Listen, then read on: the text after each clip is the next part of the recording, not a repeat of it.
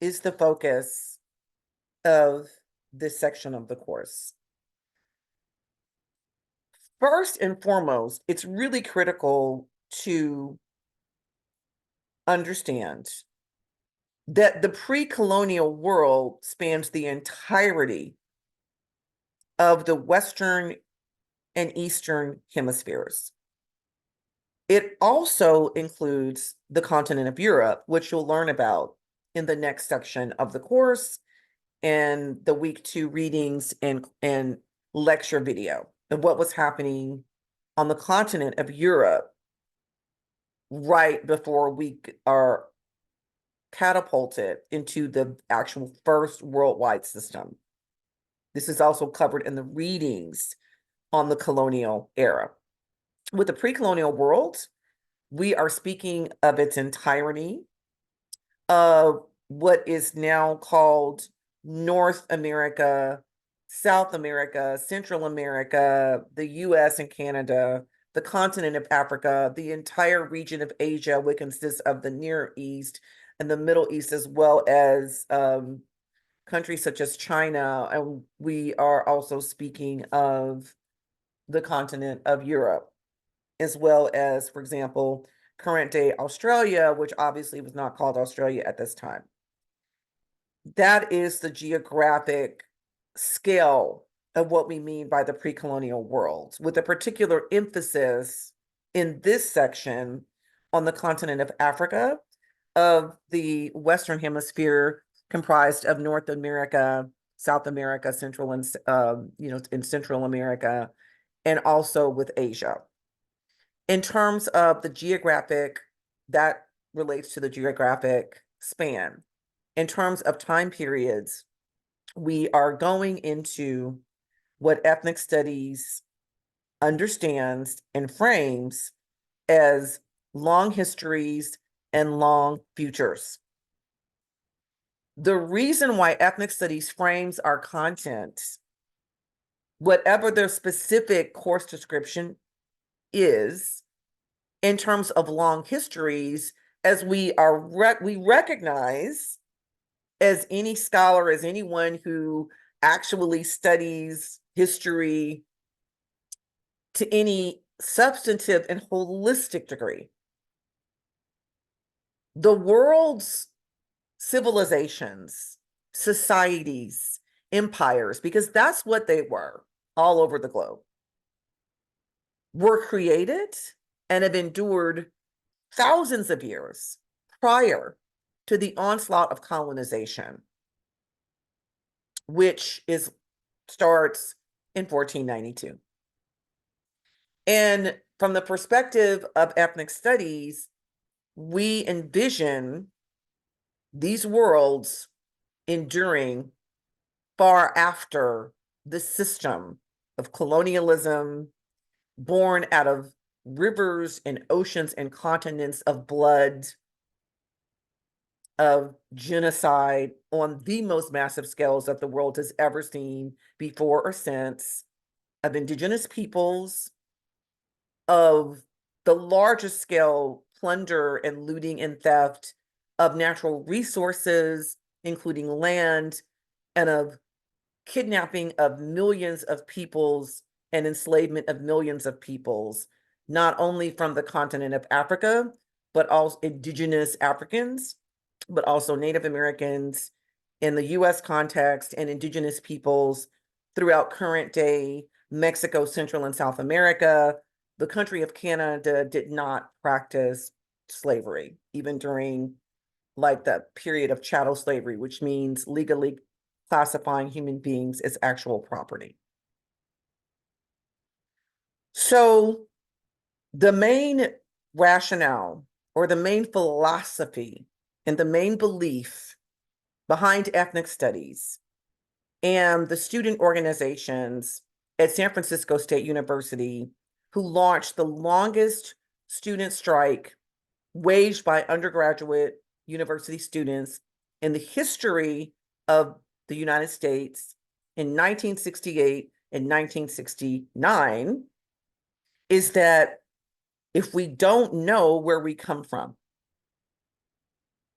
if we don't know the actual knowledge and accurate factual based knowledge about where we come from, as well as all civilizations, all societies, all empires, and specifically those from which we come, we do not know ourselves. We have a very, very weak foundation for knowing the self, knowing where we come from. When we, on the other hand, reclaim that knowledge, when we reclaim all of that innovation, when we reclaim all of that technology, when we reclaim all of that artistry, and brilliance and genius, which we'll learn about a little bit, right, in this section, and even in some of the supplemental videos that I have provided in this PowerPoint presentation. Not only do we know ourselves because we know our history collectively as a human species, we are able to draw on all of this knowledge, on all of this innovation, on all of this creativity, on all of this genius of the collective human species from thousands and thousands of years. We're going to learn about civilizations that lasted hundreds of years, thousands of years prior to the onslaught of colonization. And when you place it in perspective, the United States is not even 250 years old. And we're on the brink of all climate disaster and catastrophe, which we're living through now, as well as other kinds of complete breakdowns. And you compare that to Mali, an ancient African civilization or medieval African civilization. You compare that to the Olmecs or even the Mayans or the Aztecs. You compare that to the Mississippi mound builders, right? Native Americans in US. You compare that to some of the Southwestern nations, such as Dene or Navajo, Hopi, Ashkenazi. You can, you compare that to China and all of the dynastic empires in China, right? There's a lot we can learn, even that we are learning and reclaiming in terms of sustainability, not only agriculturally in terms of the climate, but also holistically, not only politically and socially, but spiritually, intellectually.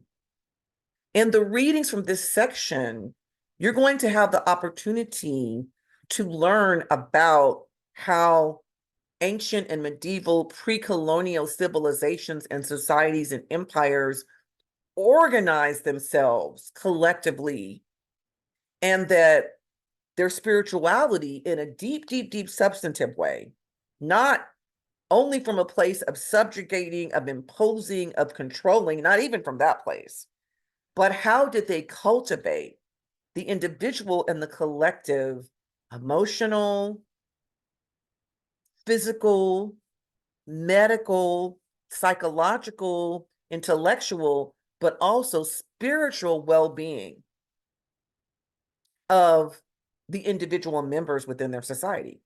And this is not to say that all ancient civilizations were perfect, because they weren't. I mean, we're going to learn about bloodletting.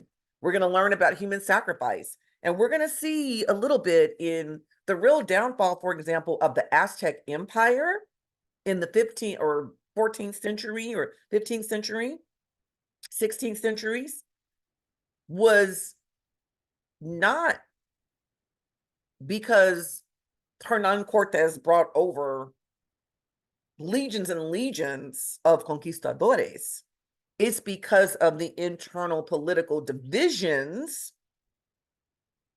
that proliferated throughout the Aztec Empire, because it imposed such a harsh, exacting tolls on the constituent indigenous groups that made up the empire that were forced to pay tributes, not only in the form of resources as taxes or impuestos, but also in terms of human blood sacrifice. And there's a lesson to be learned about these great, thriving empires that always crumble from within because they overstep in terms of the degree and the severity of oppression, of domination, of extracting and really stealing the hard-earned resources of the groups that make up that given society. That's whether we're talking about the Aztec Empire or the Roman Empire. And history keeps repeating itself. Talk about the storming of the Bastille in France in the French Revolution, where people were starving on the streets, where on the city, the shining city of Versailles on the hill, the aristocracy and the nobility were taking all of the people's hard-earned resources and living like gluttons, and it didn't last. So this is why we frame ethnic studies in terms of NO history, no self, and flipping that to KNOW history, KNOW self. And this is a graphic that is actually taken directly from the strike for ethnic studies in 1968, 1969. So in order to understand the pre-colonial era, we have in the pre-colonial world, we have to actually get into the history and even the current day realities and truths and accurate factual information. The entire continent of Africa has been egregiously characterized as a place, among other regions of the world, as having shithole countries. That's white supremacy, that's anti-Blackness. The truth of the continent of Africa, as you can see from this world map to the left, is it is the largest inhabited, most densely inhabited continent in the world. It has and continues to be the literal cradle of civilization when viewed from the perspective of not only the kinds of natural resources on this continent, but also the amounts of natural resources on this continent that continue to make it a target to the current day. So what I'm going to do is go to the next slide.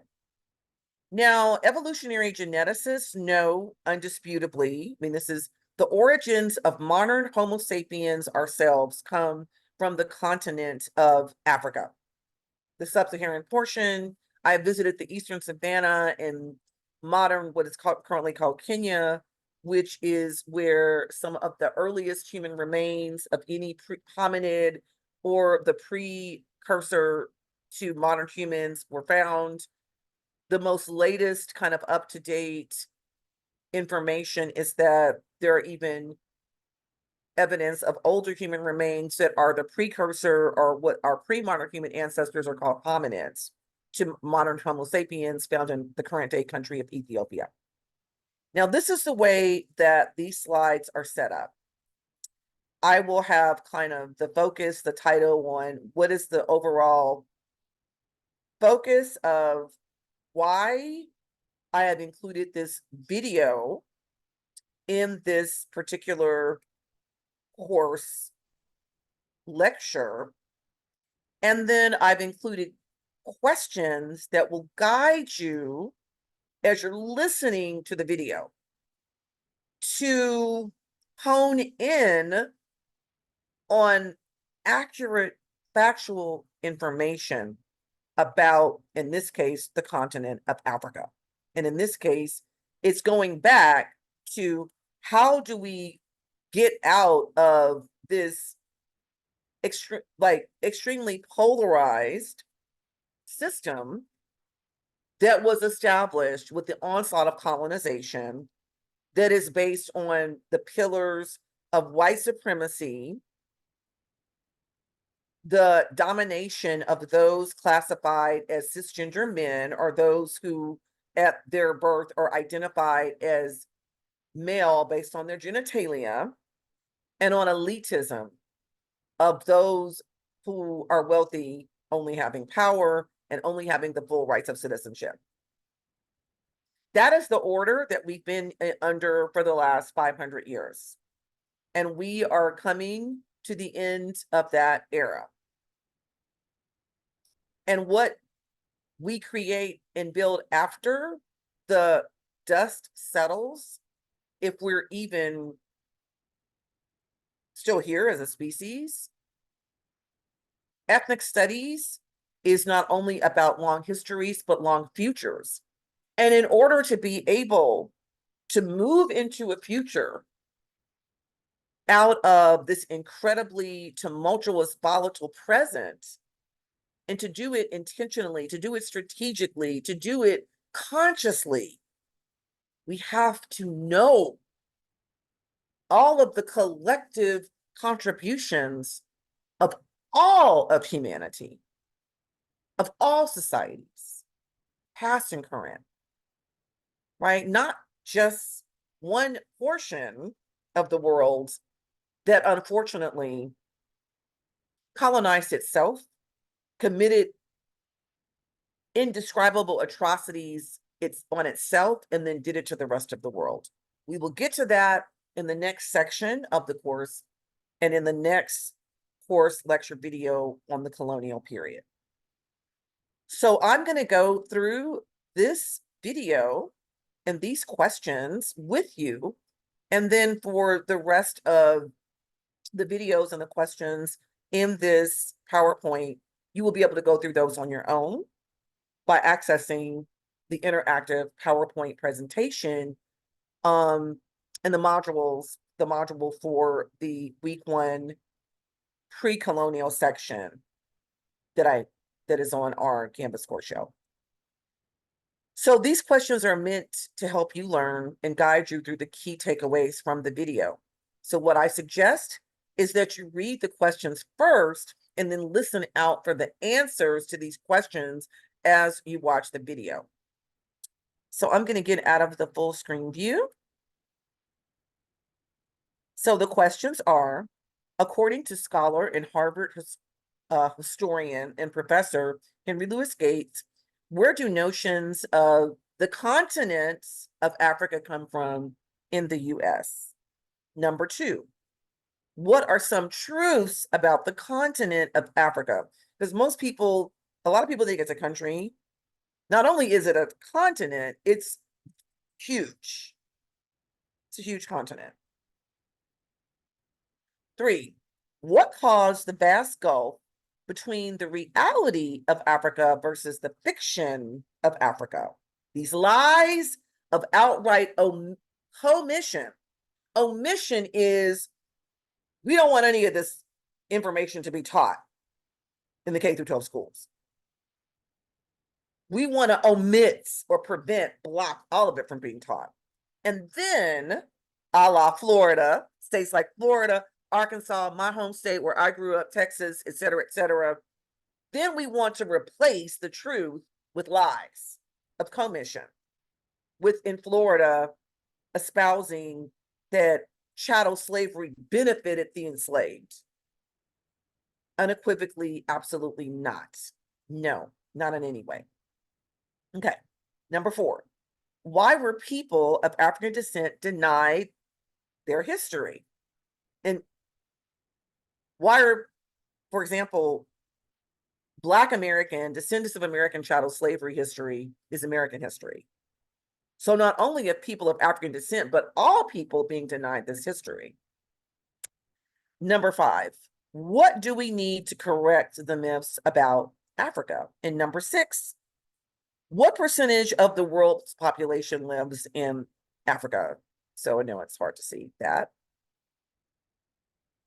because of the graphics. But what I'm going to do now is access the video and we're going to watch it together. Next, a preview. Specifically be listening out for the answers to these questions that are located on that PowerPoint slide. You have a new PBS documentary series, Africa's Great Civilizations. Audie Cornish of NPR's All Things Considered has our look. The history of the African continent, home to 15% of the world's population, remains a mystery for many.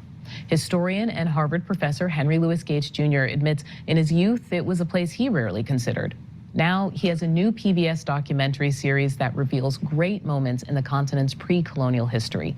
It's called Africa's Great Civilizations. He joins me now to discuss that work. Henry Louis Gates Jr., welcome to the program. Thanks for having me on. So you've tackled all kinds of African-American history, but this goes all the way back, way back to cave paintings. So what was the genesis of this idea? I wanted to do a comprehensive history of Africa. And this is it. Been thinking about it for 5 years. Took us a year to shoot. We went to 12 African countries, and it's exhilarating. 6-hour series on 200,000 years of African history. When I was growing up, Africa was a place to be avoided, even for Black people. Our images of Africa came from Tarzan and Ramar and Sheena of the jungle, and we were embarrassed.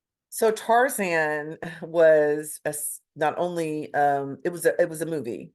And I know there are different versions of it that have been made, but it was very interesting because it still depicted a white man in the jungle who basically was living with primates such as chimpanzees and gorillas. But it showed the entire continent of Africa as having no civilizations, of having no empires, of having no cities, of basically people living in the trees as if they were monkeys, because a white supremacist, longstanding stereotype specific to people of African descent, which originated against the Irish, is that people of African descent are monkeys, that we are the missing link between humans and non-human primates, and that people of African descent, and specifically people who lived on the entire continent of Africa, just basically lived like animals in the trees, and nothing could be further from the truth. And these are the kinds of stereotypes that were and continue in some ways, to some degree, continue to be depicted in all kinds of mainstream media, no longer on movies or just TV, but also throughout social media. Whenever you hear one of your faves who may be problematic calling anyone Black a monkey, it's coming directly from stereotypical shows like Tarzan. Embarrassed about Africa. Yes, you talked about the effort to kind of distance, right? It was used as an insult within the community. You Black African? Oh my God, that was like the N-word. But all that changed for me. It began to change in 1960 when I was 10 years old and 17 African nations became independent, and I had a very smart geography teacher, Mr. McHenry, our only male teacher, and he was very much into current events, and I was very much into being a good student. And a lot of the current events featured these emerging new African countries. And so I memorized romantic sounding rhythmic names like Moise Chambe and Patrice Lumumba and Mogadishu, words like that. And I became fascinated with Africa, slowly but surely making my way to Africa when I was 19 years old. I think we can hear that in your introduction. I want to play a clip of that. Okay. Africa is the home of the world's most ancient civilizations. Far too often, Africa has been thought of as isolated and static, but nothing could be further from the truth. The roots of every family tree trace here to Africa. And so does the history of civilization. In this series, we'll be going on a journey through 200,000 years of history. We'll explore great cities built along Africa's extensive trade networks, discover art of unparalleled beauty and technical brilliance, and marvel at thousands of years of breathtaking architecture. What struck me watching this is that you use words like merchants and trade and engineering. It seemed like you were really trying to stress the achievements here. Why do you think those achievements have been obscured? I think the achievements of Africans have been obscured, first of all, because of slavery. 12.5 million Africans were shipped across the Atlantic Ocean between the 16th century and the 19th century. 12.5 million Africans shipped to enslavement in the New World. And then, after 1884, which was the conference in Berlin, when European powers sat down, looked at an empty map of Africa and basically carved it up like you carve up a pizza pie. And they go, you're Spain, what do you want? You're Italy, what do you want? You're England, what do you want? You're King Leopold, he personally got the Congo. So they had to create a fiction of Africa as an empty place or a static place full of primitive people who were stuck in time. And those were ostensibly our ancestors. But the pre-colonial world knew all about Africa. There wasn't a moment really since the ancient Egyptians when Northern Africa, the Mediterranean world, and the larger world was not in touch with African civilizations, with some part of Africa. The Red Sea was a highway. The Nile was a highway. The Sahara was a highway, particularly after the domestication of camels, and the Indian Ocean highways. The emperor of Great Zimbabwe ate off porcelain plates that came from China. That's the 13th century. I mean, it's incredible. Most of Europe's gold between 1000 AD and 1500 AD came from West Africa. All of our history was stolen from us. We were robbed of the history because Europeans wanted to justify an economic order which depended upon our ancestors' exploitation. It's almost as though you are taking these stories out of the footnotes of history and elevating them. It's an excellent metaphor. We need for the facts of African and African-American history to be a normal, naturalized part of the curriculum, to be moved from the footnotes up into the text. Black History Month is great, but we need every day to be Black History Month. And what's that mean? When you take a course in the history of civilization, Africa should be there as well. And I'm not talking about mythic claims that won't stand scholarly scrutiny. I mean facts about the history of the world, which every educated person should know about. Knowing your history is empowering, and Africa stands poised on the birth of a resurgence, a new renaissance. As you said, 15% of the world's population lives on the great African continent. And knowing about this rich and splendid history will be crucial to the individual self-esteem of every African and to the collective, as it were, sense of itself of the African people. Henry Louis Gates Jr., thank you so much for speaking with us about this project. Thank you for having me on the program. So again, this is the intent of the videos that I have added here. In the next slide, after the continent of Africa, I shift to what Henry Louis Gates refers to as the New World from the first blood, that we know as early as 40,000 years ago, most likely groups out of current day Southeast Asia migrated over to the current day North and South America. And so this is, again, pre-European contact or pre-colonial Western world data. I also wanted to hone in on the US to show some of the kind of regions where different US based native nations, and not even all inclusive, but where they resided, right, there for thousands of years, their ancestral lands. And from the perspective of ethnic studies and native peoples themselves, stolen, just because the land was stolen unlawfully, that resulted in a breaking and violating of pretty much every treaty the US government signed with different native nations.